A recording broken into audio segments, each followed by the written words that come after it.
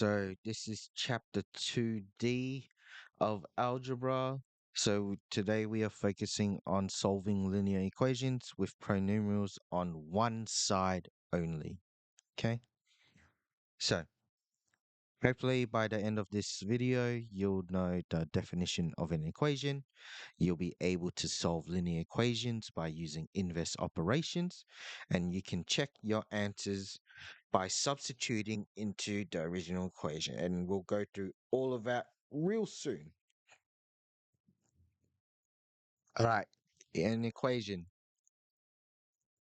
It's pretty much a statement, okay, that contains an equal sign, a left-hand side, and a right-hand side. So this is abbreviated as RHS, and this is abbreviated as LHS. Okay.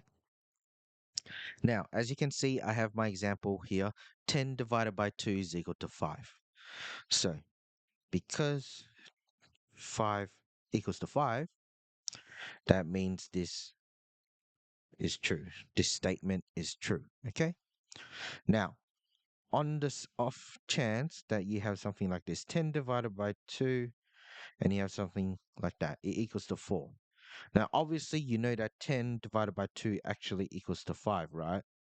But 5 doesn't actually equal to 4. So what we do is we put a line going through the equal sign.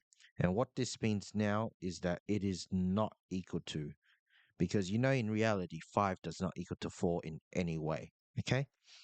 So this is the definition of an equation done just like that. Now, how to solve linear equations, okay? So the whole point of solving linear equations is to find the value, okay? So we are finding the value. Oh, I'll use a red one because easier. So let me just draw this right. So you are finding the value of the variable or polynomial, whatever you want to call it, to make the equation true. And to do so, you would use inverse operations, okay? Inverse operations, very important. Now, on the left side here, I have a list of my basic operations, and I've also just listed out the inverse of it. So inverse just pretty much means opposite, okay? So what's the opposite of this? What's the opposite of that? Yada, yada, yada. Now, I'll go through this example right now. I have my example 2x plus 3 is equal to 4. Now, just remember the whole point of solving is to isolate the variable. And to do that, you apply inverse operations, which is what I mentioned in the previous slide. Okay, so I have here 2x plus 3 is equal to 4. Now, I can get rid of this plus 3 pretty easily. Just apply the inverse operation of this plus 3. That would be minus 3. So when I minus 3, I plan on minusing 3 on both sides of the equation. So the left-hand side and the right-hand side of it, okay?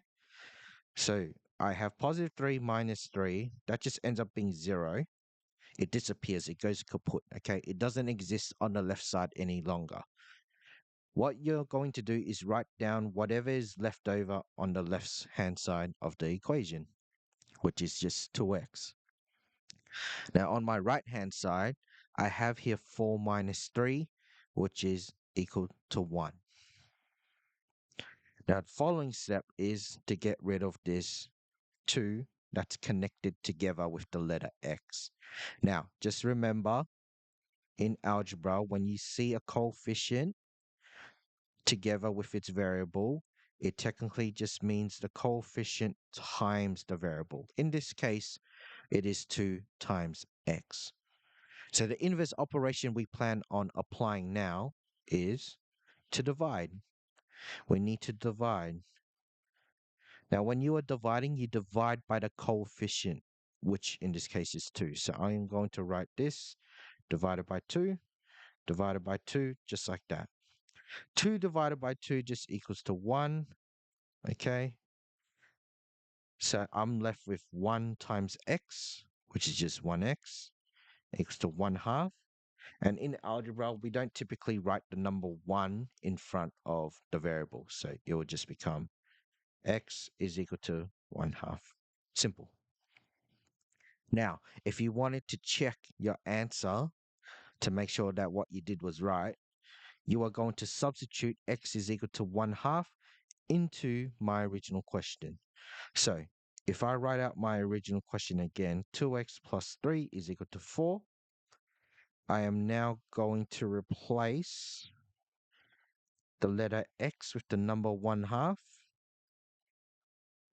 And just remember, 2 times x will be the same thing. And because we've replaced it with 1 half now, it will now be 2 times 1 half, which is pretty much the same thing as what is half of 2, okay? This will now become 1 plus 3 equals to 4, and 4 equals 4. That means x equals 1 half is our correct solution, okay? So if you feel confused about the working out and you don't know if what you've done is right, just substitute it back in and check if the equation is true, okay? That's it for now. All right, let's try the second one. 5 minus 2x equals to 7. Now, over here in this 5, the front, when you don't see an a negative sign, it typically means positive, okay? That number right there is a positive number. So in this case, what I'm going to do is I'm just going to put a plus there just to make it clear that, I need to I need to know what inverse operation I need to apply. So because that number there is plus 5, the inverse operation I shall apply now is minus 5. Because remember, isolate the variable, apply inverse operations to everything else. Get rid of everything, okay? So I now have minus 5. When I minus 5, okay, this disappears, becomes 0. And then I have 7 minus 5 right there on the right-hand side. I am now left with negative 2x is equal to positive 2. Because 7 minus 5 is positive 2. My final step is to get rid of this negative 2 that's attached to the letter x, to the variable. To do that, I shall divide by 2. Now, it's not just positive 2 that you actually divide by, you have to take the sign with you as well. Now, because in my question here it is negative 2, I must also divide by negative 2. Okay? So when I divide both these numbers by negative 2, this is what happens. 2 divided by 2 is 1. And just remember, when I divide a negative number with a negative number, I just end up getting positive number or positive result. So all I'm left with is positive 1x, but we're just going to write x here for now. So this and this means the same thing. Now, on my right-hand side of the equation, I have 2 divided by negative 2. Just focus on the numbers first. 2 divided by 2 is 1. Great. Now you need to focus on the sign. I have a positive number divided by a negative number. So I am now left with a negative 1. Okay? X is equals to negative 1. Now, if you wanted to check, you can substitute x is equals to negative 1 to where x is in the question here. See if it equals to 7. If it equals to 7, you've done it right. Okay? Pretty straightforward. Now, these are the activities here. I'll leave it up there so you can have the questions, try it out yourself, and see the working out. This is pretty much the working out right here. So it's pretty self-explanatory. Now, this is when it sort of gets a bit tricky. Okay? So you sort of have like fractions involved with it now, but it's nothing too major. It does get a bit harder later on, and I'll show you that in the next week or so. So I shall go through all three. So the first one is x over 4 minus 3 equals to 7. Now, I typically like to, well, because I'm not working directly underneath the question, I like to just rewrite it out so then I can start working down vertically. It just makes the working out a lot nicer and neater as well. Okay. So over here, I know I can get rid of this minus 3. So what I'm going to apply the inverse operation of plus 3. So when I apply plus 3 to both sides, this negative 3, it pretty much just disappears on the left-hand side. So I'll just do it right here. So I'll just write plus 3 here, plus 3 like that, disappears. All I'm left with on the left-hand side of the equation is x over 4.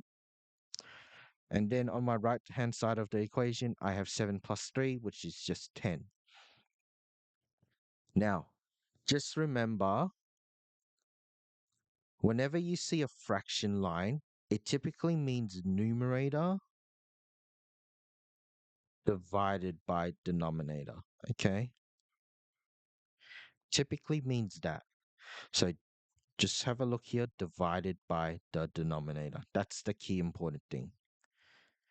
Now, in my case here, I have x divided by 4. So if you think about it, what's the inverse operation I need to apply to get rid of the 4 in the denominator? It would be times 4, okay? So I will now apply the inverse operation of times 4. I'm just going to get rid of this so I have room to work with. And when I multiply both sides by 4 like this, 4 in the denominator disappears. I'm only left with the letter x in the numerator. And then I have 10 times 4, which is just 40. Okay. So this is how you would approach these kinds of questions here. Please make sure you rewatch this again. If you're a bit stuck, this is pretty much all you need to do.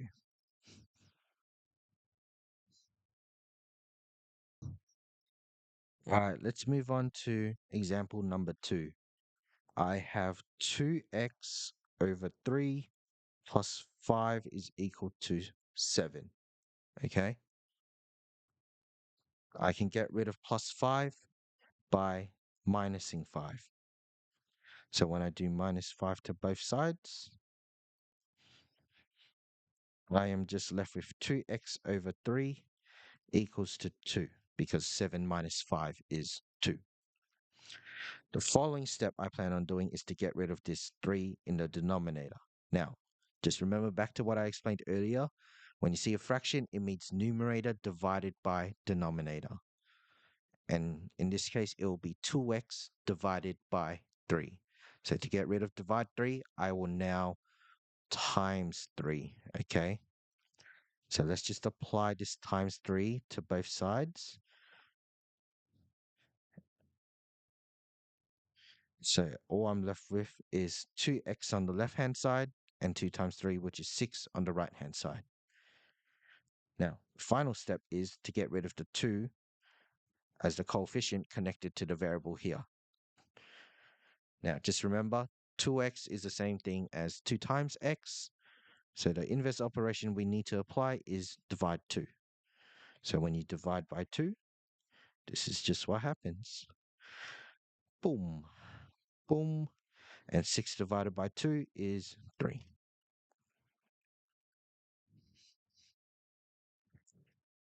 All right, on to our last example here.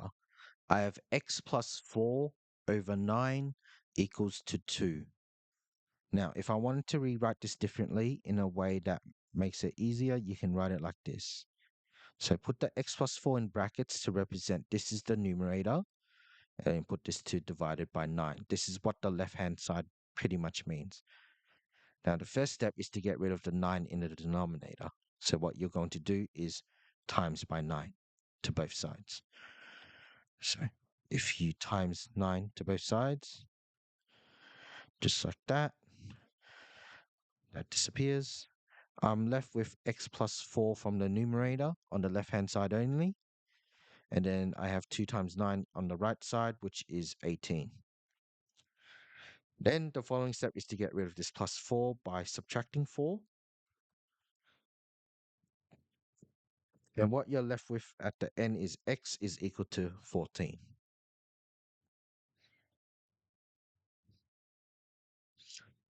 All right, these are some activity questions here. Please just work through it. If you just want to know the answers, just feel free to come up. I'll just check it real quick and then we should be pretty good. All right, so that's pretty much chapter 2D. So that's solving one-step equations, or AKA solving equations when the variables are on one side only. Okay, take care.